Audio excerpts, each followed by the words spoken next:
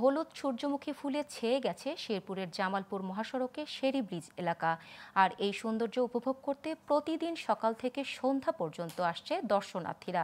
এতে ফসল ও টিকিট বিক্রি করে 4 গুণ লাভের স্বপ্ন দেখছেন কৃষকরা। এদিকে জেলা কৃষি বিভাগ বলছে, তেল জাতীয় ফসল উৎপাদন বাড়াতে কৃষকদের কারিগরি ও প্রযুক্তিগত সব ধরনের সহায়তা দেওয়া হচ্ছে। শেরপুর থেকে মোহাম্মদ আবু হেলালের তথ্যচিত্রে ডেস্ক রিপোর্ট। সূর্যমুখী ফুলের রাজ্যে পরিণত হয়েছে শেরপুরের সদর উপজেলার শেরব্রিজ এলাকা। যতদূর চোখ যায় শুধুই হলুদের সমাহার। আর এই প্রাকৃতিক সৌন্দর্য উপভোগ করতে প্রতিদিন ভিড় জমাচ্ছে হাজারো দর্শনার্থী। 50 টাকা টিকিট দিয়েও দর্শনার্থীদের ভিড় সামলাতে হিমশিম খাচ্ছে বাগান মালিকরা। প্রাকৃতিক টানে আর সৌন্দর্য উপভোগ করতে ছুটে এসেছেন বলে জানান দর্শনার্থীরা। খুব ভাল লাগছে, খুব ভাল লাগছে। আসলে প্রকৃতি আমাকে বেশি টানে, এই জন্য এখানে আসা। এখানে এসে অনেক ভালো লাগতেছে, এখানের ভিউটা, ওয়েদারটা অনেক ভালো। তো আজকে আসলাম, সবাইকে দেখতেছি, খুব ভালোই লাগতেছে, খারাপ লাগতেছে। ফেসবুকের মাধ্যমে এখানে ভাইরাল হওয়ার পরিপ্রেক্ষিতে শেরপুর জেলার বাহির থেকেও এখানে অন্যান্য জেলার লোক এখানে আসছে।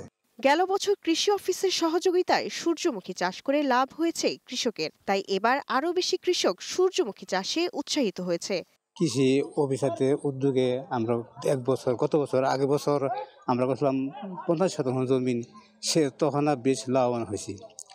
এরপর অনেক কৃষক, একজন কৃষক, এখন হয়ে 9 জন কৃষক। কৃষি কর্মকর্তারা জানালেন, এ জেলায় এবার 3 জাতের সূর্যমুখী চাষ হয়েছে। আর এটি একটি সম্ভাবনাময় তেল জাতীয় উচ্চ মূল্যের ফসল বলে জানালেন কৃষি কর্মকর্তারা।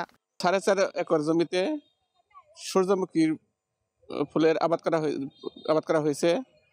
এখানে 3 ধরনের জাত ব্যবহার করা হয়েছে। সূর্যমুখী একটি সম্ভাবনাময় তেল জাতীয় উচ্চ মূল্যের ফসল। এটি আমাদের শেরপুর জেলার চাষের উপযোগী মাটি এবং আবহাওয়া আছে। আমরা কৃষি বিভাগ কৃষকদেরকে এই বিষয়ে সূর্যমুখী চাষে তাদেরকে প্রয়োজনীয় প্রযুক্তি প্রদান করতেছি এবং তাদেরকে পরামর্শ প্রদান করতেছি।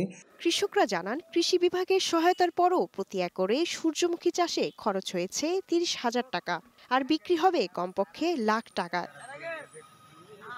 Global television news desk.